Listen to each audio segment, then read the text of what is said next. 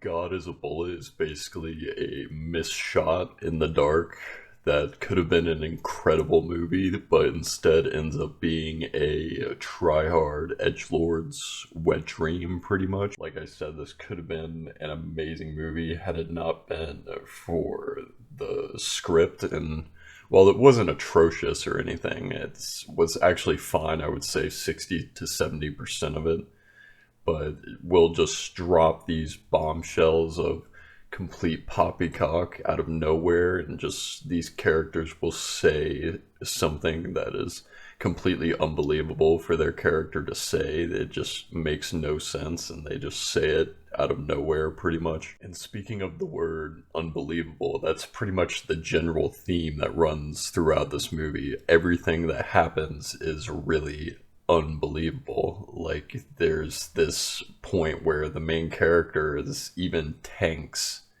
an entire flamethrower shot and just walks away with it with just a couple scars after getting torched for like 30 seconds straight.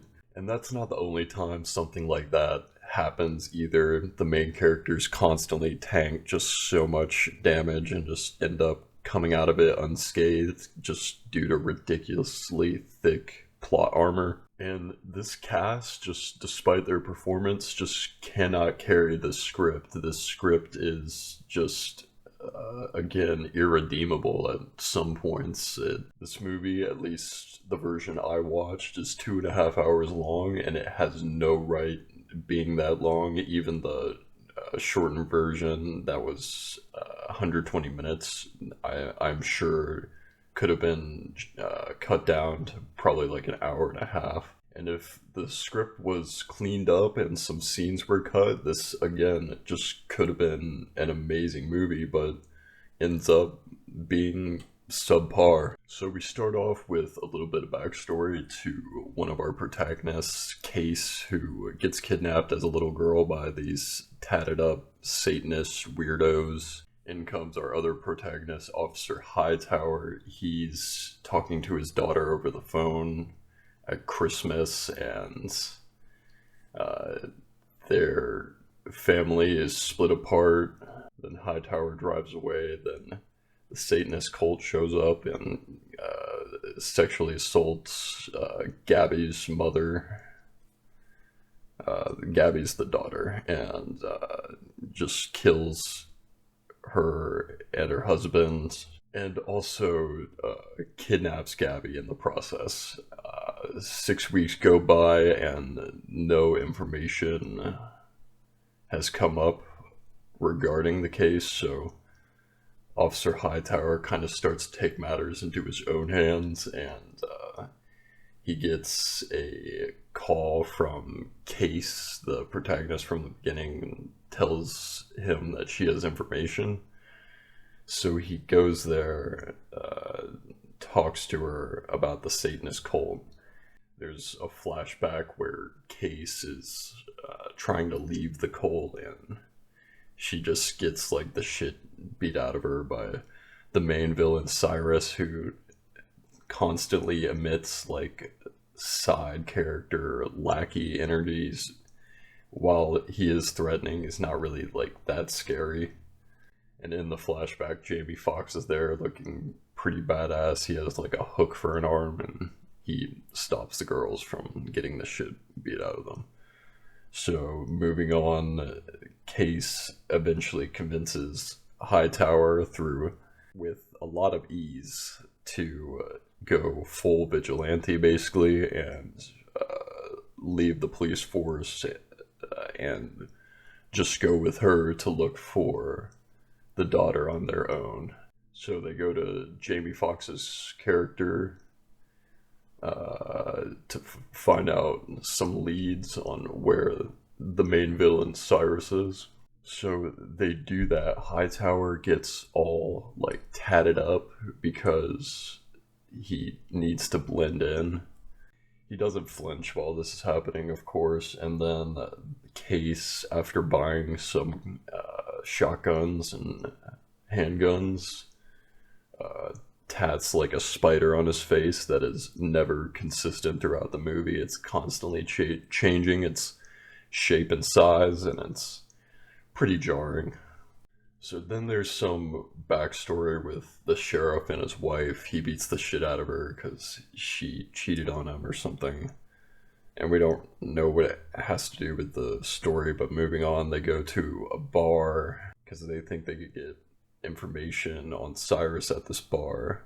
They talk to this guy, Errol. Errol basically tells them that Cyrus is coming to town. They like wait for him, I guess. And then Case goes to talk to him. She gets kind of taken.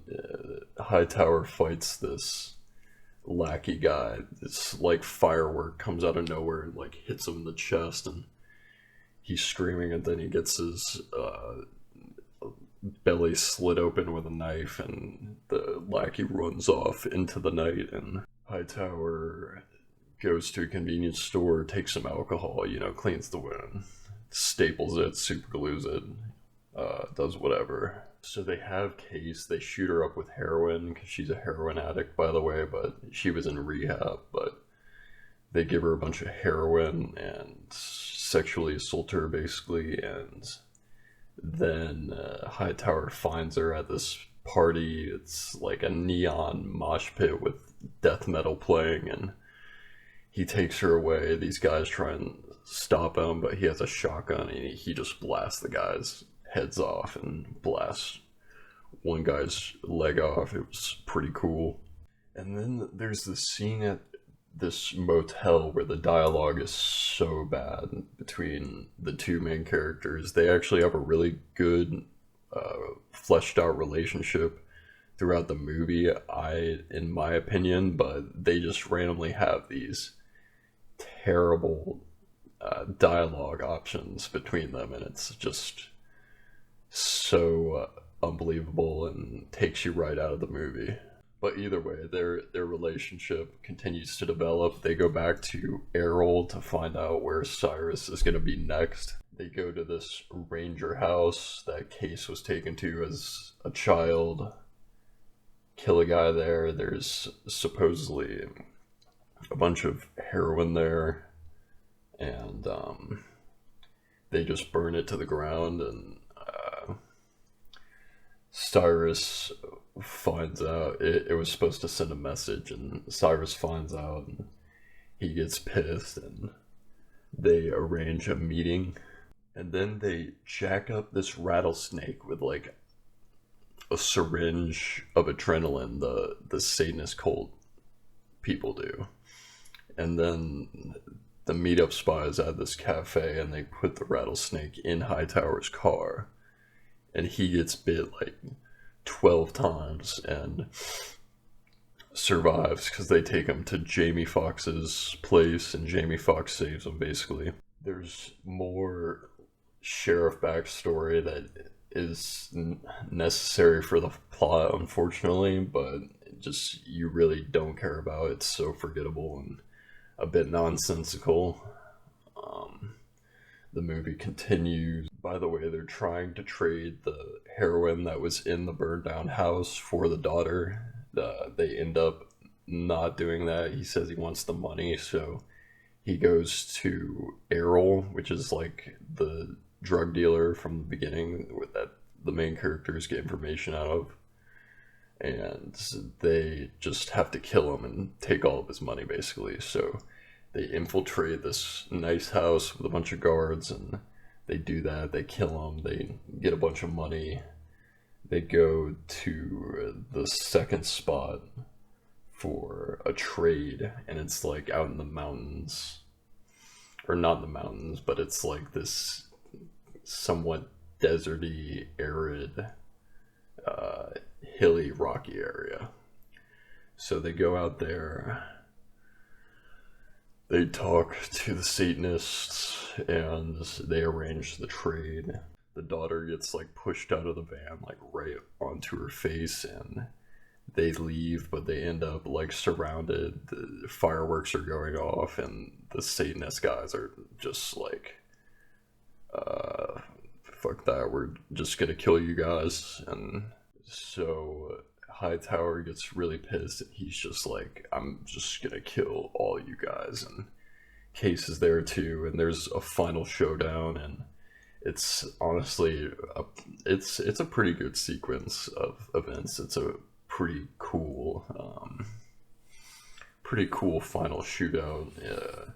There's this point where Case takes this guy and like takes a knife and like stabs him like right in the asshole, like probably like 10 times, and throws him off the back of this truck bed. And the truck bed is like this machine gun's nest, and she's got like an assault rifle up there, and she's just like mowing down Satanists left and right. It's pretty awesome actually.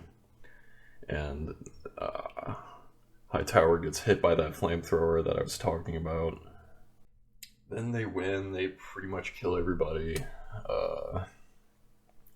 They go home. They get the daughter. It's a bittersweet happy ending. The daughter has like this Antichrist Satanist tattoo now, by the way, because they were raising her to be a Satanist like Case. Hightower and Case have a really awkward, like incoherent farewell.